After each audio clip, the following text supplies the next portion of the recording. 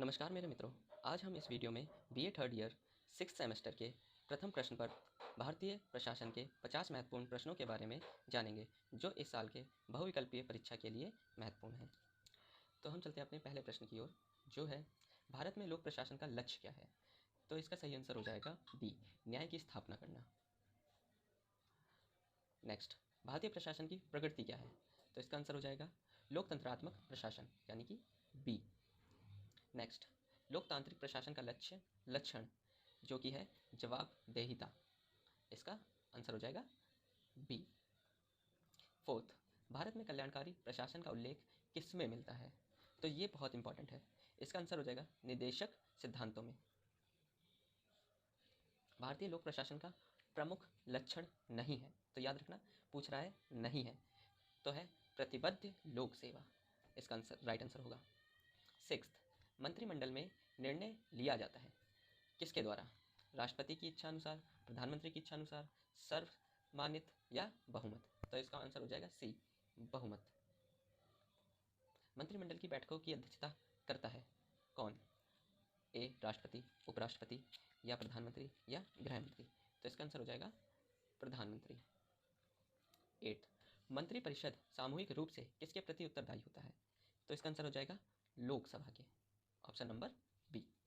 9th, राष्ट्रपति को मंत्रिपरिषद के निर्णयों से अवगत कराने की जिम्मेदारी होती है किसकी, प्रधानमंत्री की, ऑप्शन नंबर ए। भारतीय परिस्थितियों में उप प्रधानमंत्री प्रधानमंत्री का क्या होता है, मुख्य सहायक होता है, प्रतियोगी होता है, साथी होता है या मार्गदर्शक होता है। तो इसका आंसर हो जाएगा बी, प्रतियोगी होता है। क्वेश्चन नंबर 11, केंद्रीय सचिवालय के उच्च प्रबंध के से संबंधित पदाधिकारी नहीं माना जाता। तो किसे नहीं माना जाता, अवर सचिव को। नेक्स्ट, भारतीय प्रशासन की महत्वपूर्ण धुरी है। तो इसका आंसर हो जाएगा बी, केंद्रीय सचिवालय। क्या हो जाएगा मेरे दोस्तों, केंद्रीय सचिवालय। 30 क्वेश्चन, केंद्रीय सचिवालय सेवा का गठन कब किया गया। ये एक इंपॉर्टेंट क्वेश्चन है जिसका आंसर हो जाएगा 1951, ऑप्शन नंबर ए। नेक्स्ट, आजकल कितनी केंद्रीय सचिवालय सेवाएं हैं। तो कितनी है, 3। 15, केंद्रीय सचिवालय में अधिकारी स्तर का कठिनतम पद है अवर सचिव, ऑप्शन नंबर ए। 16, मंत्रिमंडल सचिवालय के सचिव को किस नाम से पुकारा जाता है। तो इसका आंसर हो जाएगा मंत्रिमंडल सचिव, ऑप्शन नंबर सी। मंत्रिमंडल सचिवालय का प्रमुख कार्य क्या है। तो है उसका कार्य प्रशासन, समन्वय, प्रबंध, निरीक्षण। तो इसका हो जाएगा समन्वय, ऑप्शन नंबर बी। मंत्रिमंडल सचिवालय का अंग नहीं है। तो क्या नहीं है, राजनीतिक मामलों की समिति बनना, ऑप्शन नंबर डी। मंत्रिमंडल सचिव सीधा किसके प्रति उत्तरदायी होता है। तो इसका आंसर हो जाएगा प्रधानमंत्री के, ऑप्शन नंबर डी। तो 20वां प्रश्न हमारा है, राज्यों के मुख्य सचिव के सम्मेलन की अध्यक्षता कौन करता है। तो इसका आंसर हो जाएगा बी, मंत्रिमंडल सचिव, ऑप्शन नंबर 21। भारत में विभाग का राजनीतिक अध्यक्ष होता है। तो इसका हो जाएगा मंत्री, ऑप्शन नंबर सी। क्वेश्चन 22 की ओर बढ़ते हैं हम, गृह मंत्रालय के अंतर्गत कितने विभाग हैं।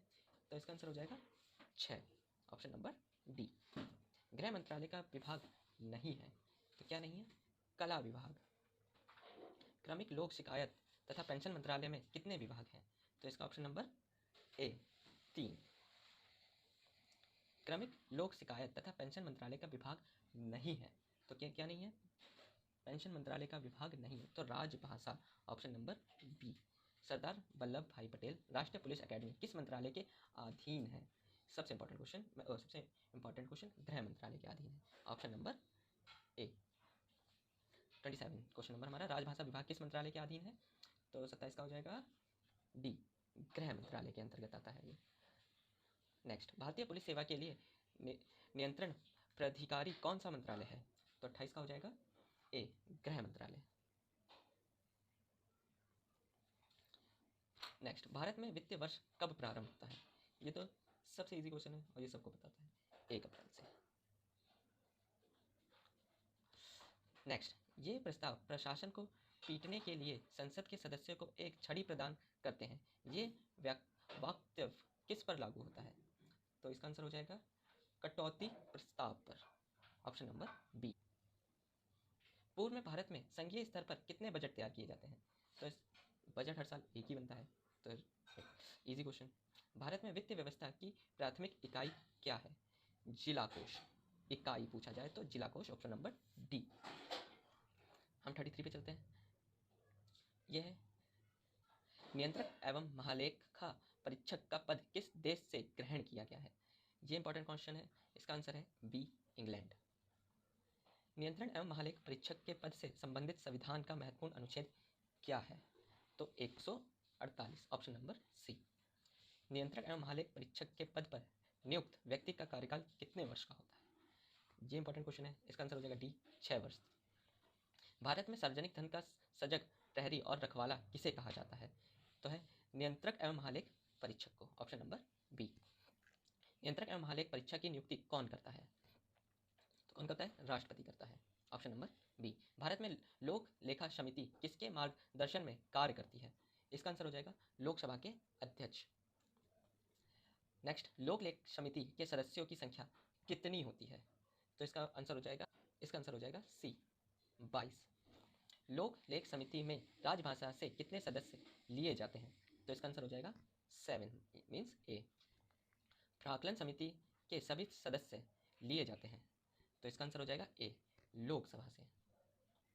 सरकार व्यय में मित व्यतीत लाने के लिए रचनात्मक सुझाव देने वाली समिति, इसका आंसर हो जाएगा बी, प्राक्कलन समिति।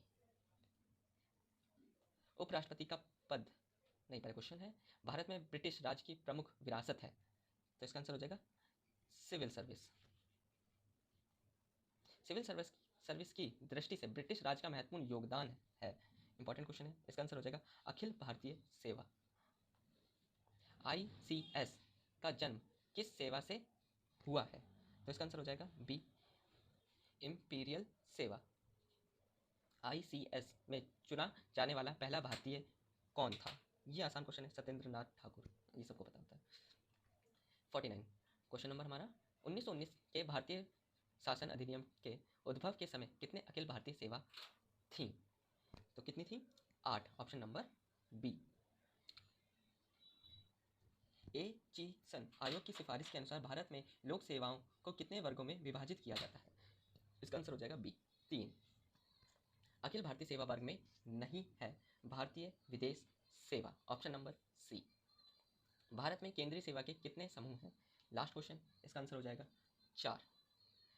हम डेली 50 प्रश्नों की एक लिस्ट वीडियो लेके आएंगे, जिसमें पेपरों से पहले तीनों प्रश्न पत्रों के 200 से लेकर 250 प्रश्न पूरे कराए जाएंगे।